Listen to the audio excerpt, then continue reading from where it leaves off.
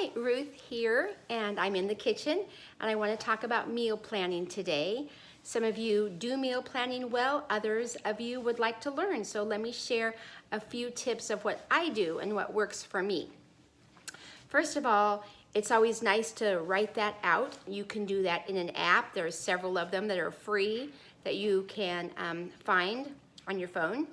And then you can also do it the old-fashioned way, like me. I love to do it on paper. That's important for me to do it on paper because I can post it and my family can see what is cooking for that evening.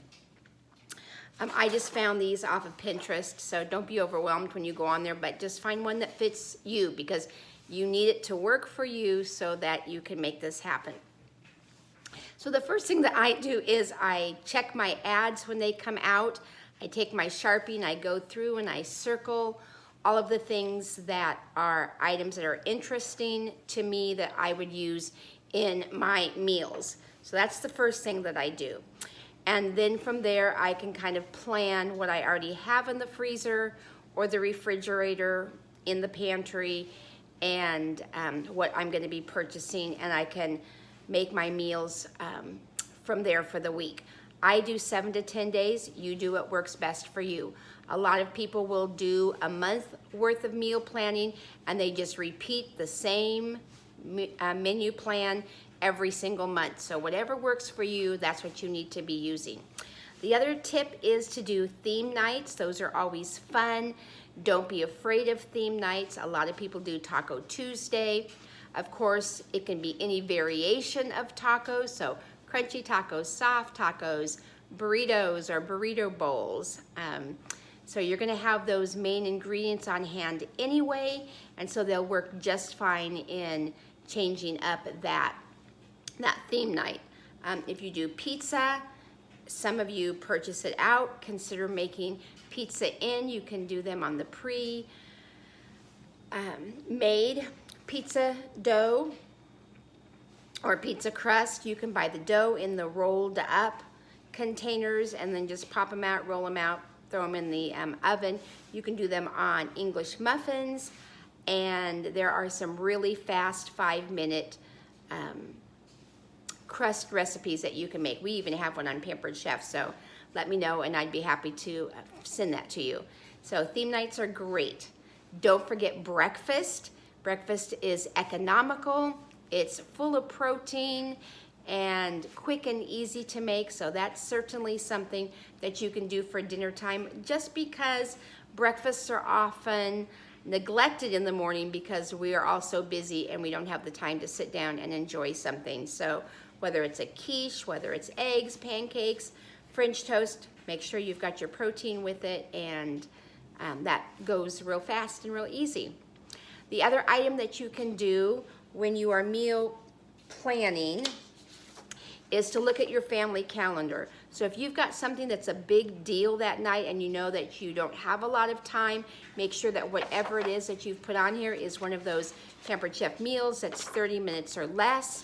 Use that night as a leftover night. Use that night as something that you have pre-planned ahead of time, that you know exactly what you need to do.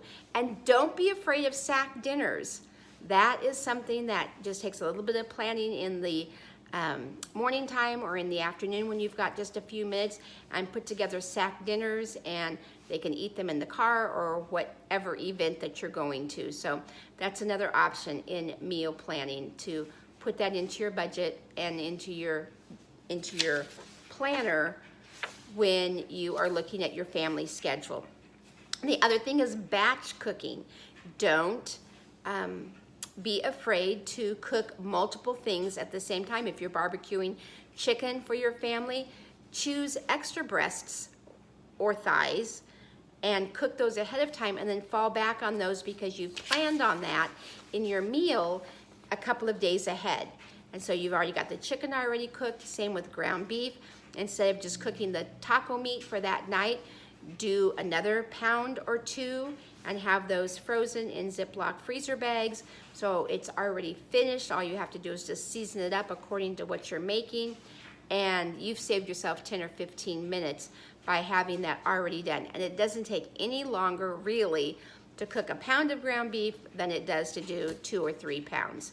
So that's another tip that will help in your meal planning.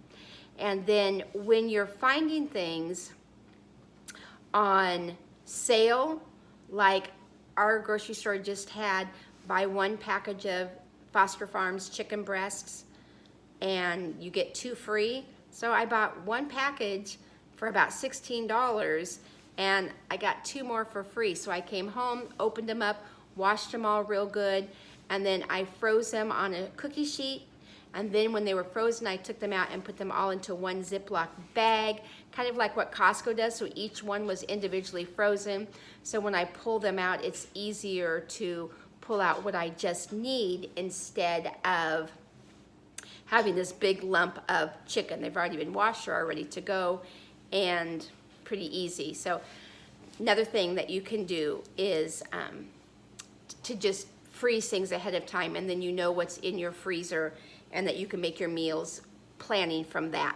And then of course, I alluded to this a little bit ago, is don't forget to save a night for leftovers, because there's nothing worse than having a refrigerator full of food and not knowing what to do with it. So if your family loves leftovers, great. If they're not really fans, what we've always done is I just pull everything out, put it on the island, and have my stack of paper plates. And then the family can just go right through and pick whatever they want to take and heat it up, and it's done. So that makes it for easy meal time as well.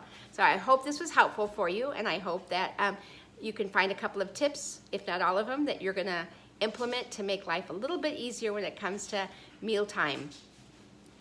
See you next time.